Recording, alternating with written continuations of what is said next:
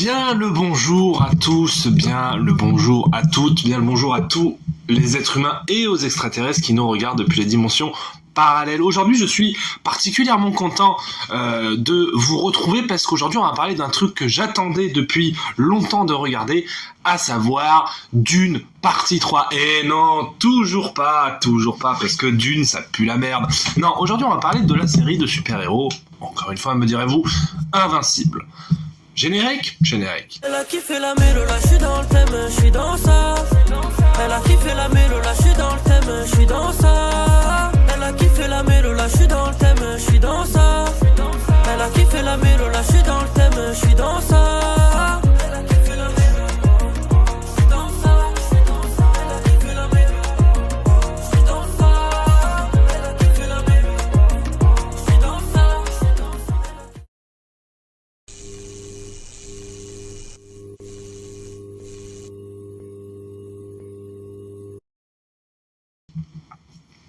Alors, Invincible, donc tiré des comics de Robert Kirkman.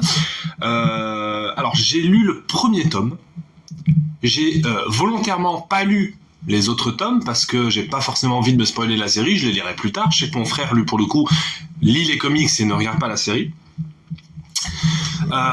C'est une série qui m'intriguait parce que c'est l'une des rares séries de super-héros qui fait consensus. Dans le sens où tout le monde était en mode waouh, incroyable, l'écriture, trop cool, enfin c'est génial et tout. Je me disais bon, faut que je regarde. Mais de quoi que ça parle en fait, Invincible? Eh ben, je me suis coupé. Ça parle donc de Mark Grayson, fils du grand super-héros, sorte de Superman en fait, Omni-Man, le plus grand super-héros de la Terre, qui développe ses pouvoirs et qui devient, sous l'égide de son père, le super-héros Invincible. Et évidemment, on est dans une planète où les super-héros sont monnaie courante. Il y a des équipes de super-héros, il y a des super-vilains, il y a des politiciens qui aident les super-héros. Enfin, voilà, il y a tout un tas de choses. C'est un univers super-héroïque. Donc jusqu'à là, on se dit, bon, ça reste un univers de super-héros classique. Mais, le petit twist, c'est qu'en fait, son père, Nolan Grayson, Omni-Man, est un extraterrestre au compte de la du grand empire, Viltrum, de la planète Viltrum, et a pour but, tout simplement, d'asservir la planète Terre pour l'arrivée des Viltrumites. Bon, évidemment, ça ne se passe pas comme ça. Et après, il y a tout un tas... Enfin, ça, c'est le fil rouge de l'histoire, à savoir démanteler l'Empire Viltrum. Donc, on a la rédemption de son père, dans la saison 2 et 3, qui, à la fin de la saison 1, juste littéralement bat à mort son fils, concrètement. Il suffisait d'un coup en plus et son fils était une crêpe, finalement. Et ce que j'aime dans Invincible, c'est la même chose que j'aime dans Daredevil. C'est-à-dire que même si Daredevil n'a aucun pouvoir, et Invincible en a. Il peut voler, il a une super force, il est hyper résistant, il est pare-balles. Mais à chaque combat de Invincible, même à chaque combat des super-héros en général, ils se font quasiment tous latter la gueule. Mais tous. Vous remarquerez que dans chaque combat, que ce soit Atom Eve, que ce soit Rexplode, que ce soit Duplicate, Immortel, Invincible, ils finissent tous avec des blessures, ils finissent tous en sang, vraiment. Et à chaque épisode, c'est un peu une série type Game of Thrones, dans le sens où on ne sait pas quel personnage peut mourir ou va mourir à un moment où... Voilà. Évidemment... Invincible, on se doute qu'il va pas mourir parce que c'est le perso principal. Mais ça n'empêche qu'il y a des combats où tu te dis... Mais là, le frérot est tétraplégique, en fait. Ce n'est pas possible de survivre à ça. Le combat contre son père... Traumatisme complet. Ah ben c'est ignoble. C'est ignoble. Ce que fait son père à son propre fils, c'est... Alors oui, Trigger Warning, c'est une série pour adultes. Donc il faut vraiment avoir les intestins bien accrochés parce que, combien même c'est en animation... Il y a des moments, c'est... ça envoie déjà la dernière scène du premier épisode. Je spoilerai pas, mais là où il y a le massacre des super-héros, les gardiens du globe.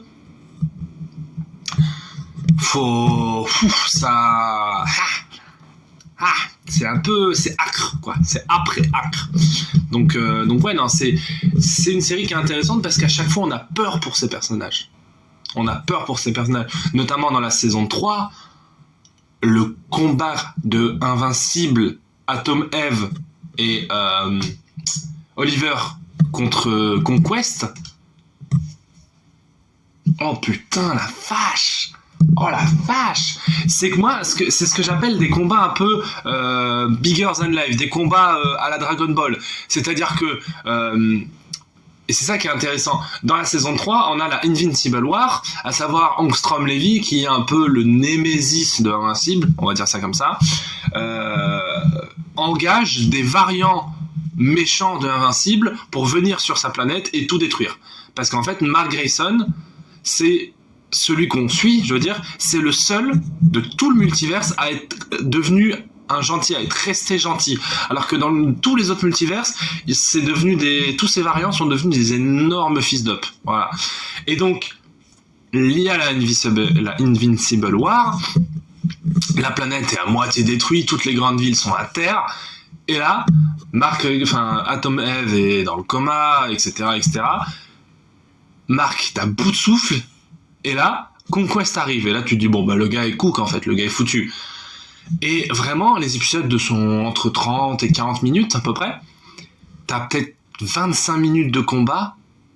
Oh putain, il détruit. La ville est déjà détruite, hein. Il te passe à travers des immeubles, c'est vraiment des combats à la Superman en fait. Ils détruisent des immeubles. Même quand ils se battent dans le désert, ça fait des ondes de choc et tout. Enfin, c'est assez exceptionnel. En fait, la base de l'écrit de l'univers d'Invincible, c'est il y a un méchant empire extraterrestre, il y a des super vilains, je suis un super héros, je dois les battre. Ça, c'est la base. Ce qui est intéressant dans Invincible, c'est l'écriture qu'il y a derrière, c'est les personnages secondaires, c'est la façon dont les différents personnages vont évoluer au fur et à mesure des aventures pour se rendre compte qu'en fait, il y en a pas un pour attraper l'autre, c'est tous des enfoirés. Presque tous, on n'est pas dans l'univers de The Boys, parce que dans l'univers de The Boys, pour le coup, c'est tous des cons, mais tous. Il n'y en a pas un pour attraper l'autre.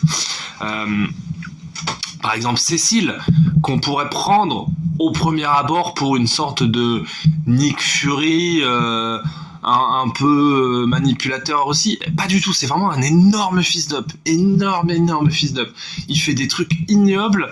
Je sais pas ce que ça donne à la saison 4, mais c'est terrible parce que, on va spoiler un peu, mais Conquest, il est pas mort. Enfin, à un moment donné, merde quoi, je comprends pas ce qu'il fait Cécile. Donc ouais, non, c'est une série qui est brillante. J'entends beaucoup de critiques sur l'animation, notamment sur la saison 3. Je m'y connais pas assez en animation pour voir un quelconque défaut. Pour moi, c'est ni beau ni très moche. C'est ok tiers l'animation. Après moi j'ai regardé Archer, donc en termes d'animation, je suis pas forcément le meilleur guide quoi. Mais ouais, non, c'est assez fou, je sais pas comment vous expliquer ça, mais c'est une série qui a vocation à choquer, qui a vocation à surprendre le spectateur, et de ce biais-là, à chaque épisode, on est surpris. Donc, c'est complètement réussi, en fait, parce que, on ne sait jamais ce qui va se passer, parce que le fait que chaque personnage soit pas remplaçable, mais en tout cas soit effaçable. Je pense notamment à un personnage comme Rexplode, qu'on a détesté en saison 1 et en saison 2, et qui au final, avec les épisodes, commençait à avoir une rédemption qui est plutôt émouvante, hein, et il finit par mourir en héros lors de la Invincible War. Waouh. Enfin, c'est une très très très bonne série. Les antagonistes sont particulièrement bien écrits. Je pense notamment à l'écriture de Nolan, qui passe d'un mec aveuglé par la cause Viltrumite, qui sur le point de tuer son fils se dit oh là là, qu'est-ce que je suis en train de faire, et fuit littéralement. Il s'en va. et il fait un autre enfant, et ensuite il est prisonnier, ensuite il devient gentil. Enfin, ces personnes, la plus grande force du show, ce sont ces personnages. Voilà. Donc voilà. Invincible, c'est une très bonne série. L'animation est... Voilà, faut avoir l'estomac bien accroché parce que entre le massacre des Gardiens du Globe, le massacre de Invincible, le massacre de la planète Tantrax, le massacre de la Invincible War, le massacre des jumeaux Moller, il y a tellement de scènes horribles que faut vraiment avoir l'estomac bien accroché. Mais c'est une excellente série que je vous conseille de regarder. Ça ne renouvelle pas le genre super-héroïque, concrètement. Parce que je pense, très honnêtement, que si on doit prendre post-Endgame, les œuvres, que ce soit chez Marvel ou chez DC, qui renouvellent le genre super-héroïque, il y aurait Thunderbolt,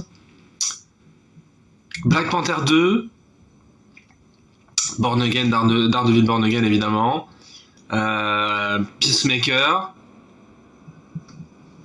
Ouais, je pense que c'est les 4 œuvres qui vraiment modifient et renouvellent le genre du super-héros, vraiment. Mais Invincible, ça prouve aussi une chose, ça prouve que le genre super-héroïque n'est pas mort. Et les gens n'en ont pas marre des super-héros. Je veux dire, ça c'est des trucs utilisés notamment par des critiques, des intellectuels, notamment de gauche, voire de droite, pour dire les super-héros, ça abrutit les enfants, les gens en ont marre des super-héros, ils veulent des vrais films et tout. Ça c'est souvent les fans de Dune qui disent ça. Hein. Oui, d'ailleurs, de toute façon, intellectuel de droite égale fan de Dune, c'est pas compliqué. Mais bref, donc ça veut dire que non, là, les gens n'en ont pas marre des super-héros, ils en ont marre des projets de merde, c'est pas pareil. Donc voilà, Invincible c'est super, regardez. Voilà. Regardez Invincible. Allez, peace! Peacemaker même, je dirais. Allez.